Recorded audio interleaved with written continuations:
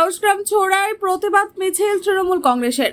ভারতীয় সেনা জোর করে মঞ্চ খুলে দেওয়ার প্রতিবাদে মঙ্গলবার রাজ্যের প্রতি ব্লকে পঞ্চায়েতের প্রতিবাদ মিছিল হবে বলে ঘোষণা করেন তৃণমূল সুপ্রিমো মমতা বন্দ্যোপাধ্যায়। মঙ্গলবার আউশগ্রাম 2 নম্বর ব্লক তৃণমূল কংগ্রেসের উদ্যোগে মোড়বাদ থেকে ছোড়া কলোনি পর্যন্ত এক প্রতিবাদ মিছিল হয়। প্রসঙ্গত, মেয়র রোডে তৃণমূলের ভাষা আন্দোলনের মঞ্চ খুলে নিয়েছে সেনাবাহিনী। সোমবার দুপুরে সেই খবর পেয়েই সেখানে ছুটে গেলেন তৃণমূল সুপ্রিমো মমতা বন্দ্যোপাধ্যায়। তাকে দেখেই অবশ্য সেনাবাহিনীর জওয়ানরা চলে যান। দ্রুত ঘটনাস্থলে গিয়ে এই নিয়ে বিজেপির উদ্দেশ্যে ক্ষোভ উগরে দেন মমতা। বলেন, সেনাবাহিনীর দোষ নেই, তারা আমাদের বন্ধু। বিজেপির কথায় তারা এই কাজ করেছে। বিজেপি সেনাকে রাজনৈতিক উদ্দেশ্যে ব্যবহার করছে।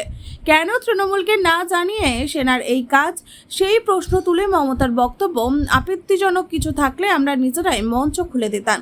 এদিনের প্রতিবাদ মিছিলে উপস্থিত ছিলেন আউশগ্রাম 2 নম্বর ব্লকের তৃণমূল কংগ্রেসের ব্লক সভাপতি শেখ আব্দুল লালন, ব্লকের ছাত্রী অঞ্চলের ও প্রধান উপপ্রধান সহ এলাকা তৃণমূল কংগ্রেসের কর্মীরা। এদিন আউশগ্রাম 2 নম্বর ব্লক কংগ্রেসের উদ্যোগে প্রতিবাদ মিছিল শেষে পথসভা থেকে তীব্র ভাষায় বিজেপিকে আক্রমণ করলেন তৃণমূল কর্মী মমতা বাড়ুই এবং এলাকার যুবনেতা সঞ্জু শেখ।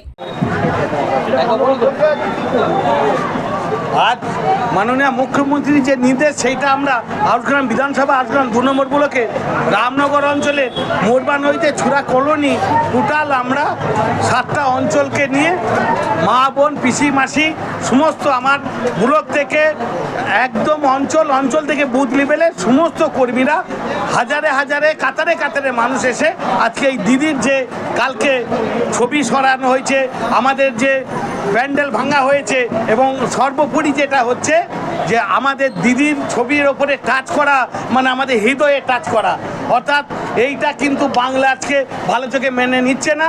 কারণ ইডি আনলেন, সিবিআই আনলেন, এখন আবার কেন্দ্র বাহিনীকেও ব্যবহার করা হচ্ছে।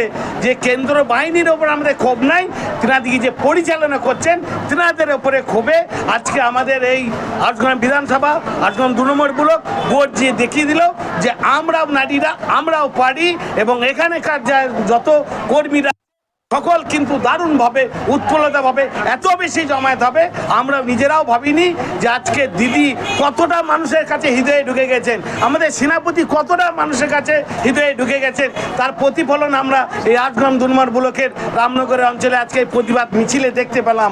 আমরা নিজেরাও ভাবিনি যে এত মানুষ আজকে পাবো।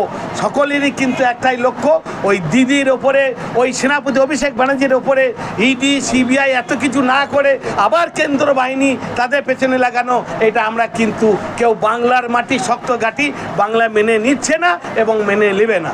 কোন জায়গা থেকে করলাম আজকে যেটা ছিল আমাদের রামনগর অঞ্চল মোটবান্ধতে ছুরা কলোনি এই সমস্ত পাড়াটা ঘুরে আমরা এই পার্টি অফিসে আজকে এই সভাটা শেষ করলাম।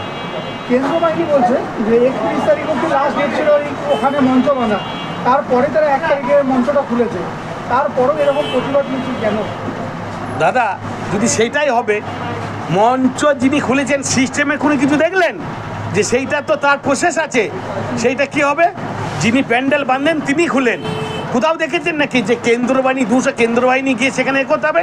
দিদিকে দেখে তিনারা ছুটে পালাচ্ছেন। দিদি বলছে না, আমি তো এই কেন্দ্র বাহিনীর ওপরে আমার ক্ষোভ নাই, ইনারা তো আমাদের দেশের গর্ব।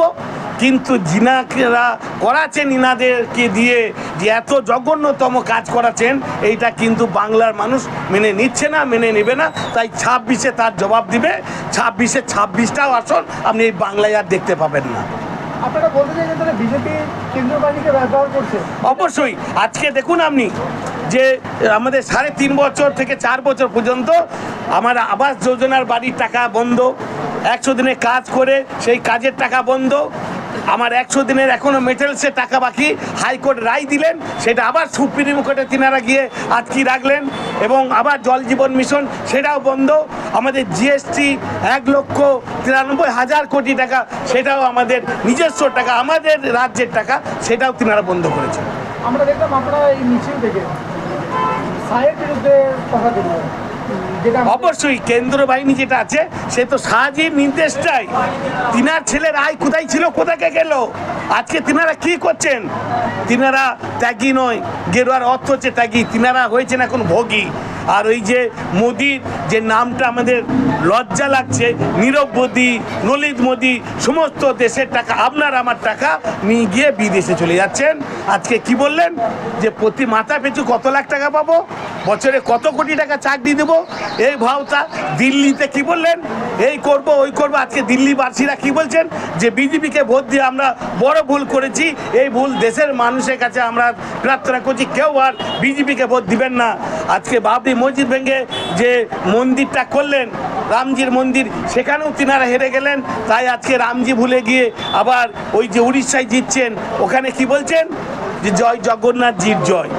তাহলে কি তিনি ভেগধারী, তিনি চুবলাবাজি, তিনি আমার এই বাংলাকে যেভাবে যা বঞ্চিত করছেন, আজ বাংলা মানুষ যোগ্য জবাব দিবেন যে না, 26-এ আমরা দিদির কাছে আছি, সেনাপতি অভিষেক ব্যানার্জির কাছে আছি, এখানেই থাকবো। দেখুন, গতকাল আমাদের মুখ্যমন্ত্রী, মাননীয় মুখ্যমন্ত্রী মমতা বন্দ্যোপাধ্যায়ও তিনিও স্পষ্ট করেছেন, আমাদের নেত্রী তিনি স্পষ্ট করেছেন। আমরা আজকেও স্পষ্ট করে দিতে চাই, আমাদের এই প্রতিবাদ মিছিল বা প্রতিবাদ আন্দোলন কোনোভাবেই, কোনো মতেই, কোনো দিক থেকেই কেন্দ্রীয় বাহিনী বা সেনাবাহিনীর বিরুদ্ধে নয়। আমাদের এই প্রতিবাদ মিছিল তাদের বিরুদ্ধে যে মাথাগুলি আমাদের এই সেনাবাহিনীকে ব্যবহার করে আমাদের দেশকে, আমাদের দেশের সম্মানকে, আমাদের দেশের মর্যাদাকে ক্ষুণ্ণ করছে এবং আমাদের দেশের মান সম্মান নিয়ে ছেলেখেলা করছে, তাদের বিরুদ্ধে আজকে আমাদের প্রতিবাদ। কারণ আমরা যে ভাষায় কথা বলছি, আমার দর্শকরা যে ভাষায় শুনছেন, সে ভাষায় কথা বলা যদি অন্যায় হয়ে থাকে, অত্যাচার হয়ে থাকে, ভুল করে থাকি আমরা, তাহলে আমাদের বিরুদ্ধে কি এরকমভাবে স্টেপ নেবে? তারই তো প্রতিবাদ আমরা করছিলাম মেয়র রোডে গান্ধী মূর্তির পাদদেশে। কিন্তু সেখানে যেভাবে কালকে সেনাবাহিনীকে দিয়ে পতাকা খোলানো হলো, যেভাবে ব্যানার খোলানো হলো, সেটা সেনাবাহিনীর কাজ নয়। এটা আমরা ভারতবর্ষের ইতিহাসে প্রথমবার দেখলাম যে কোনো সেনাকে, কোনো জাতীয়, কোনো একটা দলীয় পতাকা খোলানো করা হলো, কোনো একটা দলীয় ব্যানার খোলানো হলো।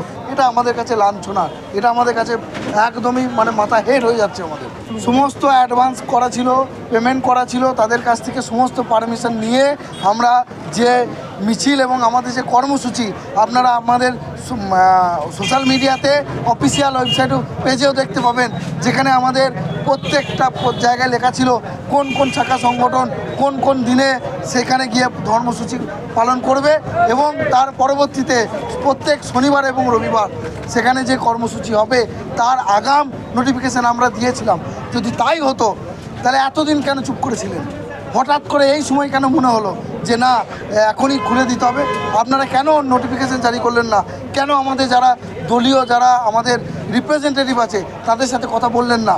হঠাৎ করে আজকে আবার এই যে শেখানো বলিগুলো বলানো হচ্ছে, এটাতেও আমরা ধিক্কার জানাই যে এইরকমভাবে নিজের কথা, স্বরাষ্ট্রমন্ত্রী তার নিজের কথা, অমিত শাহ তার নিজের কথা সেনাবাহিনীর মুখ দিয়ে যে বলাচ্ছে, এটা আমাদের কাছে লজ্জার, এটা আমাদের কাছে অবমাননাকর।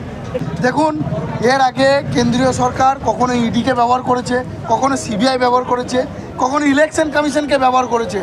এত দূর যাওয়ার পরও যখন দেখছে যে তৃণমূল কংগ্রেসকে দমানো যাচ্ছে না, আবার 26-এ 260-এর বেশি আসন নিয়ে তৃণমূল কংগ্রেস আসতে চলেছে, তাদের এই 2026 সালে 26টা সিটও পেরোবে না, তখন তারা এই চক্রান্ত করে সেনাবাহিনীকে নামিয়ে, সেনাবাহিনীর সেন্টিমেন্টকে কাজে লাগিয়ে তারা ভাবছে যে বাংলার মানুষকে বোকা বানাবে।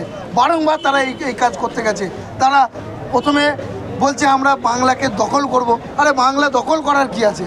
বাংলা হচ্ছে এমন একটা পীঠস্থান যেটা রবীন্দ্রনাথের পীঠস্থান, বাংলা হচ্ছে এমন একটা পীঠস্থান যেটা কাজী নজরুল ইসলামের পীঠস্থান। এখান থেকে, বাংলা থেকে সবথেকে বেশি নোবেল, ভারতবর্ষের সবথেকে বেশি পুরস্কার, আন্তর্জাতিক মানে যত পুরস্কার সবথেকে বেশি বাংলা এনে দিয়েছে ভারতবর্ষকে। তাহলে বাংলাকে তুমি দখল করবো বলে তুমি লাফিয়ে আসছো। বাংলা দখল করবে কি গো?